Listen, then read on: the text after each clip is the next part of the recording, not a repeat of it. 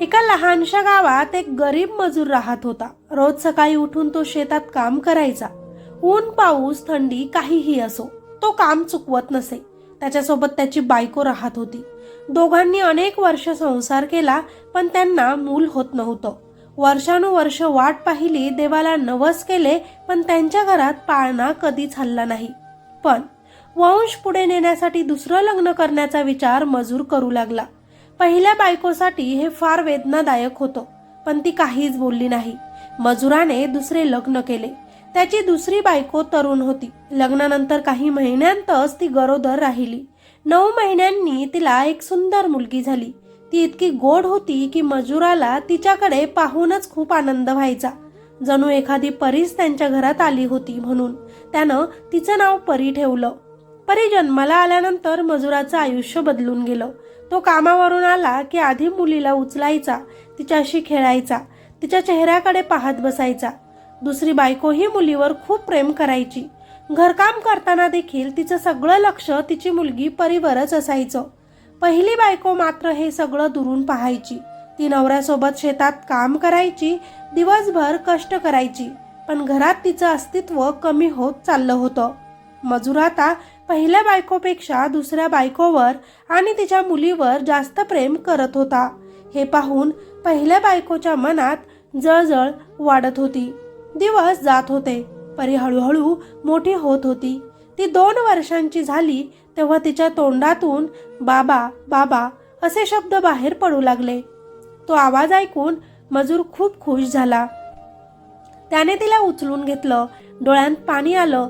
त्याला वाटलं आयुष्यातलं सगळं दुःख आता संपलं आहे. पण हा आनंद फार दिवस टिकणारा नव्हता, कारण दुसऱ्या बायकोच्या मनात हळूहळू वाईट विचार येऊ लागले. तिला वाटायला लागलं की मजूर आता फक्त मुलीवरच प्रेम करतो. तिच्याकडे त्याचं लक्ष कमी झालं. दुसरी बायको व मुलगी त्याच्यासाठी महत्वाची आहे, म्हणून हळूहळू तिच्या मनात त्या मुलीबद्दल द्वेष निर्माण झाला. एक दिवस मजूर शेतात कामात व्यस्त होता. दुसरी बायकोही कामासाठी बाहेर गेली होती. तेव्हा मजुराच्या पहिल्या बायकोनं परीला उचलून घेतलं आणि घराबाहेर पडली. ती गावाकडे न जाता थेट शेताच्या दिशेनं चालू लागली. शेत ओलांडून ती एका जंगलात शिरली. आजूबाजूला कोणीच नव्हतं. तिने इकडे तिकडे पाहिलं आणि परीला तिथे जंगलात खाली ठेवून दिलं. परी जोरजोरात रडू लागली, पण तिच्या आईसारख्या स्त्रीनं मागे वळूनही पाहिलं नाही. ती पटकन तिथून निघून गेली. परी फक्त 2 वर्षांची होती. आजूबाजूला जंगल, अनोळखी आवाज आणि आई अचानक गायब. ती घाबरून रडत होती. त्याच वेळी एका झाडावर बसलेल्या माकडाने हे सगळं पाहिलं. ते खाली उतरलं आणि परीजवळ धावत आलं. परी रडतच होती. तिला भूक लागली होती. माकडाने तिला जवळ घेतलं, आपल्या छातीशी धरलं आणि तिला आपलं दूध पाजलं. तेव्हा कुठे ती शांत झाली. जंगलात एका प्राण्याच्या मायेनं एक लहानसं मानवी बाळ जंगलात वाचलं होतं. पण गावात मात्र गोंधळ उडाला होता. मजूर कामावरून घरी आला तेव्हा त्याला त्याची मुलगी परी कुठेच दिसली नाही. पहिली बायको रडण्याचं नाटक करत होती आणि म्हणत होती, मी तर भाजी आणायला गेले होते, तेव्हा मुलगी घरीच होती. मजुराचं काळीज दडपून गेलं. त्यानं घर, अंगण, शेत सगळीकडे शोध घेतला. परीचा कुठेच पत्ता नव्हता. तो वेड्यासारखा इकडे तिकडे धावू लागला. पहिली बायको शांत होती, फारसं काही बोलत नव्हती. ते पाहून मजुराच्या मनात शंका आली. हिनेच काहीतरी केलं असेल का, असा विचार त्याच्या मनात घर करू लागला. तो तिला प्रश्न विचारू लागला. भांडणं झाली, रडणं झालं, पण परी काही सापडली नाही. आई वडील दोघंही वेड्यासारखे मुलीचा शोध घेत होते, पण नशीब त्यांना दुसरीकडेच घेऊन गेलं होतं. इकडे जंगलात माकड परीला घेऊन चालत होतं. खूप चालल्यानंतर ते एका जुन्या झोपडीजवळ आलं. त्या मोठ्या जंगलात ती एकटीच झोपडी होती. ती झोपडी साधी नव्हती. ती प्रचंड शक्तीनं भरलेली झोपडी होती. तिथे एक साधू महाराज राहत होते. ते फार मोठे तपस्वी होते. त्यांना भविष्य सांगता येत होतं. मंत्र विद्या माहिती होती. त्या माकडालाही साधू महाराज खूप प्रेमाने सांभाळायचे. म्हणूनच माकडाने परीला साधू महाराजांकडे नेलं. साधूंनी माकडाच्या हातात मानवी बाळ पाहताच आश्चर्यानं विचारलं, हे बाळ कुणाचं आहे? तेव्हा माकडाने जणू इशाऱ्यांनी सगळा प्रकार सांगितला. साधू महाराजांच्या डोळ्यात पाणी आलं. त्यांनी लगेच परीला आपल्या हातात घेतलं आणि झोपडीत नेलं. त्या दिवसापासून त्यांनी परीला स्वतःच्या मुलीसारखं वाढवायला सुरुवात केली. माकडही परीला जीव लावू लागलं. ते तिला स्वतःचं दूध पाजायचं. साधू आणि माकड दोघे मिळून परीला मोठं करत होते. हळूहळू परीला वाटू लागलं की साधूच तिचे बाबा आहेत आणि माकडच तिची आई आहे. साधू महाराज तिला चांगले संस्कार देत होते. तिला सत्य, संयम, देवभक्ती शिकवत होते. मंत्रपाठ करायला शिकवत होते. शक्ती म्हणजे काय, योग्य विचार कसा करायचा हे तिला समजावत होते. परी हळूहळू मोठी होत गेली. जशी जशी ती वाढत गेली तशी तशी तिची सुंदरता अधिकच खुलत होती. तिचं रूप इतकं देखणं होतं की साधूंनाही वाटलं ही साधी मुलगी नाही. म्हणूनच त्यांनी तिचं नाव अप्सरा ठेवलं. अप्सरा आता 18 वर्षांची झाली होती. ती खूप सुंदर होती आणि खूप हुशारही होती. साधूंनी तिला अनेक विद्या शिकवल्या होत्या. मंत्र, ध्यान, देवपूजा सगळं तिला नीट जमत होतं. एक दिवस साधू महाराज भिक्षा मागायला दूरच्या गावात गेले. जाताना त्यांनी अप्सराला बजावून सांगितलं, मी परत येईपर्यंत झोपडीतून बाहेर पडू नकोस. माकड तुला पाणी आणून देईल, लाकूड आणून देईल. जे तुला लागेल माकडला सांगत जा. एकटी कुठेही बाहेर जाऊ नकोस. अप्सराने मान हलवून होकार दिला. साधू गेल्यावर माकड आणि त्यांची पिल्लं अप्सराभोवतीच फिरत होती.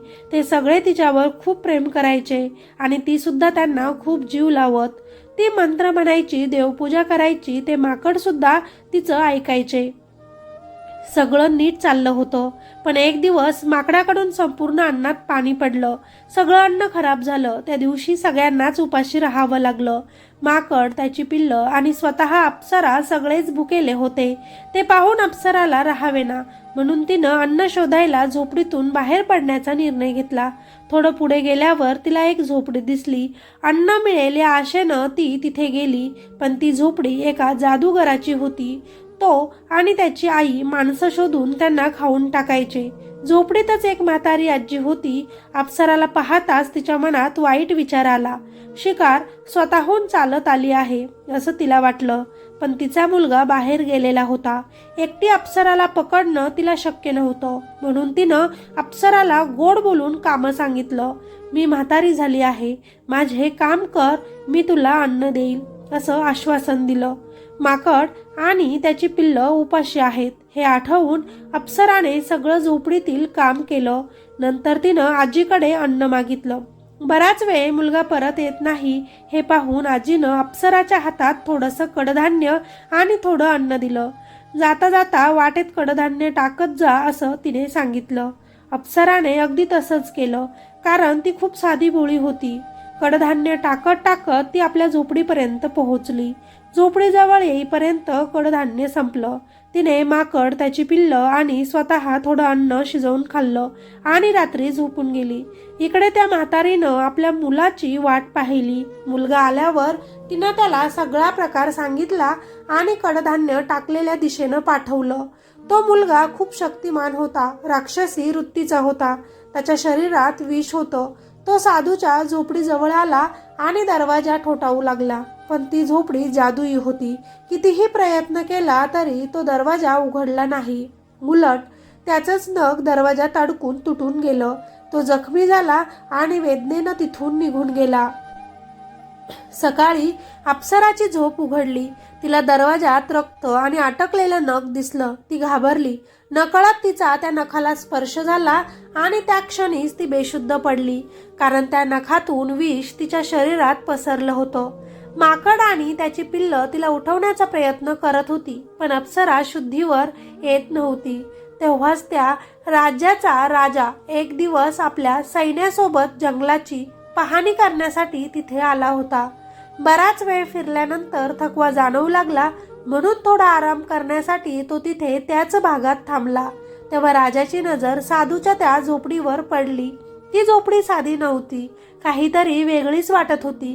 राजाने लगेच आपल्या शिपायांना तिथे पाहणीसाठी पाठवलं. शिपाई झोपडीजवळ गेले आणि आत डोकावून पाहिलं. आत जे दृश्य दिसलं ते पाहून त्यांना धक्काच बसला. झोपडीमध्ये एक अत्यंत सुंदर तरुणी बेशुद्ध अवस्थेत पडलेली होती. शिपाई धावत राजाकडे आले आणि सगळा प्रकार सांगितला. राजा आपल्या वैद्याला घेऊन स्वतः त्या झोपडीत गेला. त्याने मुलीकडे पाहिलं आणि तिला तात्काळ उपचार करण्याचा आदेश दिला. वैद्यानं औषधं दिली आणि थोड्याच वेळात ती मुलगी शुद्धीवर आली. तीच होती ती अप्सरा. राजाला पाहताच अप्सरा सावध झाली. तिने लगेचच सांगितलं, माझे बाबा मोठे तपस्वी आहेत. ते भिक्षा मागायला बाहेर गेले आहेत. आम्ही इथे एकटेच राहतो. राजा तिचं बोलणं शांतपणे ऐकत होता. मग तो तिला म्हणाला, हे जंगल सुरक्षित नाही तुमच्यासाठी. तू माझ्यासोबत राजमहालामध्ये चल. अप्सराने थोडा विचार केला आणि म्हणाली, मी एका अटीवरच येईन तुमच्यासोबत. माझ्यासोबत माकड आणि तिची पिल्लं सुद्धा यायला हवीत. राजा हसून होकार देतो. मग राजा, अप्सरा, माकड आणि त्याची पिल्लं सगळे राजवाड्यात येतात. अप्सराची सुंदरता पाहून संपूर्ण महालात चर्चा सुरू होते. प्रत्येक जण तिच्याकडे आश्चर्याने पाहत होता. राजाबद्दल आणि अप्सराबद्दल वेगवेगळ्या गोष्टी बोलल्या जाऊ लागल्या होत्या. ती चर्चा ऐकून राजाची आई स्वतः राजाकडे येऊन म्हणते, इतकी गुणी आणि सुंदर मुलगी योग्य आहे तुझ्यासाठी. तू तिच्याशी लग्न कर, म्हणजे महालामध्ये होणाऱ्या चर्चा थांबतील. राजालाही अप्सरा मनापासून आवडली होती. त्यामुळे राजाने तिच्याशी लगेचच लग्न केलं आणि तिला आपली दुसरी राणी म्हणून सगळ्यांसमोर ओळख करून दिली. राजाची पहिली राणी वरून आनंदी असल्यासारखी दिसत होती, पण आतून तिच्या मनात अप्सराबद्दल प्रचंड जळजळ होती, द्वेष होता. एकदा माकडाने अप्सराला इशारा दिला, पहिल्या राणीपासून सावध राहा. पण अप्सरा खूप भोळी होती. तिला सगळेच आपल्यासारखे चांगले वाटत होते. ती पहिल्या राणीसोबत मोकळेपणाने बोलत राहिली. राजा अप्सरावर खूप प्रेम करत होता. तिची खूप काळजी घ्यायचा. हे पाहून पहिल्या राणीने अप्सराला संपवण्याचा निर्णय घेतला होता. एक दिवस ती अप्सराला नदी किनारी फिरायला घेऊन गेली. माकड अप्सराला जाऊ देत नव्हतं, पण अप्सराने त्याला दूर केलं आणि राणीसोबत गेली. नदीकाठी बोलता बोलता अचानकच पहिल्या राणीनं अप्सराला नदीत ढकललं आणि तिथून पटकनच निघून गेली. इकडे राजा आपल्या राणीचा शोध घेत होता. ती कुठेच दिसत नव्हती. शेवटी तो नदी किनारी येऊन थकून बसला. तेव्हा त्याला नदीत उमललेलं एक सुंदर कमळ दिसलं. त्या कमळात त्याला अप्सराचा चेहरा दिसू लागला. रोज राजा त्या कमळाजवळ बसून तिच्याशी बोलू लागला. माझी अप्सरा कुठे गेली, असं तो त्या फुलाला म्हणायचा. एक दिवस तोच मजूर आणि त्याची बायको नदी किनारी आले. त्यांनाही त्या कमळात एका तरुणीचा चेहरा दिसला. मजुराने ते फूल तोडून घरी नेलं. त्याची बायको घाबरली आणि त्याला म्हणाली, राजा आपल्याला शिक्षा देईल. तुम्ही हे फूल का तोडलं? तेव्हा मजूर म्हणाला, हे मला माझ्या हरवलेल्या परीची आठवण करून देतं. जसं ते फूल बायकोच्या हातात आलं तसंच एक चमत्कार घडला. त्या फुलाचं रूपांतर एका सुंदर तरुणीमध्ये झालं आणि ती तरुणी अप्सराच होती. अप्सराने आपल्या आईवडिलांना ओळखलं आणि आजपर्यंत आपल्या आयुष्यात काय काय घडलं ते सगळं त्यांना सांगितलं. मजूर आणि त्याची बायको खूप आनंदी झाले. त्यांना आता एक मुलगाही झाला होता. पहिल्या बायकोला मजुराने आधीच शिक्षा दिली होती, त्यामुळे ती आता त्या घरात राहत नव्हती. इकडे साधू महाराज पुन्हा आपल्या झोपडीत आले. त्यांनी अप्सराला शोधलं, पण ती तिथे नव्हती. ते थेट राजाकडे गेले आणि आपल्या मुलीची सगळी कथा त्यांनी राजाला सांगितली. माझ्या मुलीला कधीच सुख मिळालं नाही, असं ते म्हणाले. ते ऐकून राजाला समजलं की अप्सरा ही साधू महाराजांचीच मुलगी आहे. दोघांनी मिळून तिला शोधायचं ठरवलं.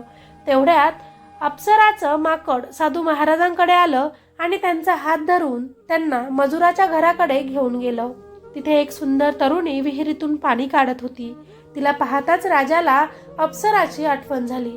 अप्सराने साधू महाराजांना पाहिलं आणि धावत जाऊन त्यांच्या गळ्यात पडली. रडत रडत तिने त्यांना सगळं सांगितलं. राजाही त्याच्या राणीला पाहून आनंदी झाला. त्याला त्याची अप्सरा परत मिळाली. मजूर आणि त्याची बायकोही खुश झाले. त्यांनाही त्यांची मुलगी मिळाली होती. आपल्यासोबत नदी किनारी काय घडले अप्सराने राजाला सांगितले.